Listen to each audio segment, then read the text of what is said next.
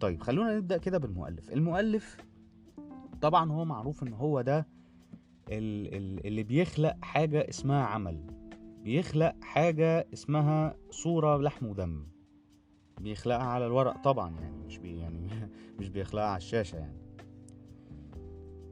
فطبعا الممثل آه يعني الممثل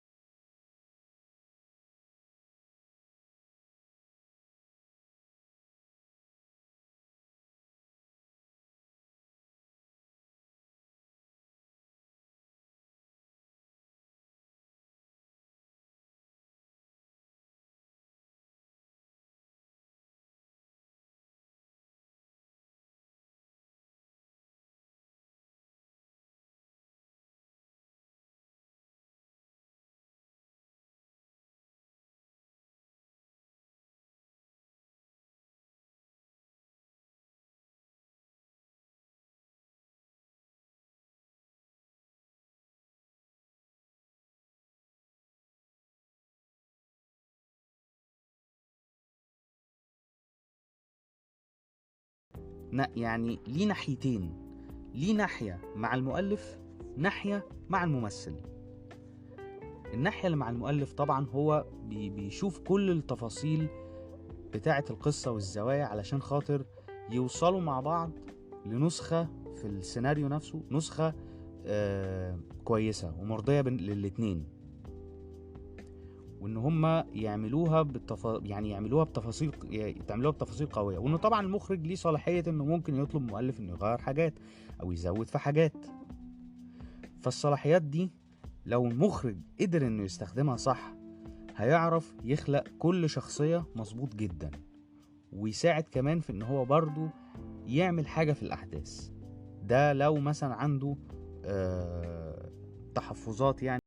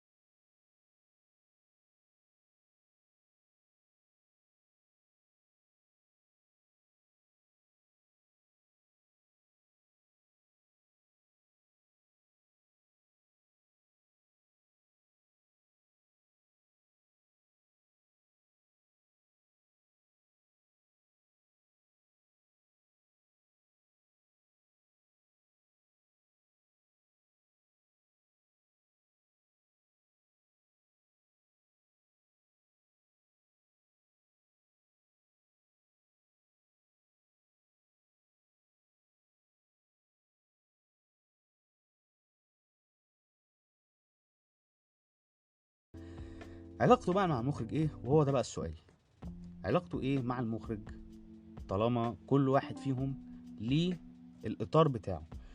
المخرج طبعا احنا عارفين انه بيوجه الممثل،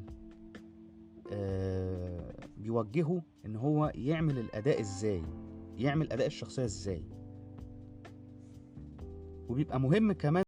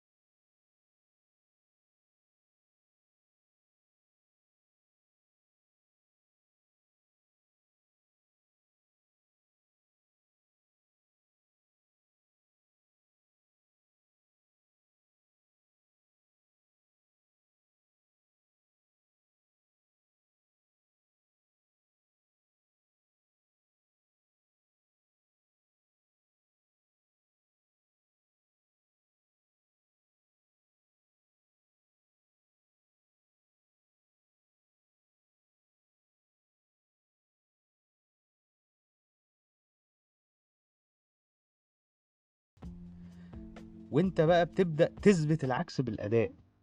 يعني ومع طبعا تقدم الأحداث انك تتحول في الأداء من كده لكده، ده يعني بصراحة ويعني ومن غير يعني من غير أي أفورة أو غلطة، دي حاجة يعني مش كل الممثلين بيعملوها.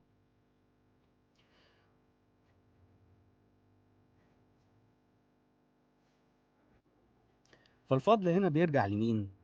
بيرجع للي كتب العمل، وبيرجع للي أخرج العمل، وبيرجع للي مثل. بس اللي بيتحط رقم واحد لو هنقيسها كجمهور، الممثل هو اللي بيتحط رقم واحد، لأن ده أول ما بنشوفه. بعد كده بنحط المؤلف والمسلسل، المؤلف والمخرج، إن هما الاتنين برضو شابوه ليهم إن هما عرفوا يخلوا الممثل يوصل للدرجة دي من العظمة في الأداء.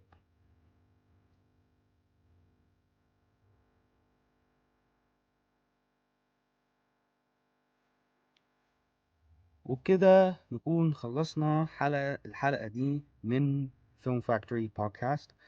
طبعا ما تنسوش انكم تتابعوني على صفحاتي على الفيسبوك احمد مصطفى، وعلى الانستجرام برضو احمد مصطفى. أه وطبعا ما تابعوني كمان، تقدروا تتابعوني برضو في الشانل بتاعتي في اليوتيوب برضو اسمها احمد مصطفى برضو. والى ان نلتقي في حلقة جديدة من فيلم فاكتوري بودكاست، اشوفكم على خير.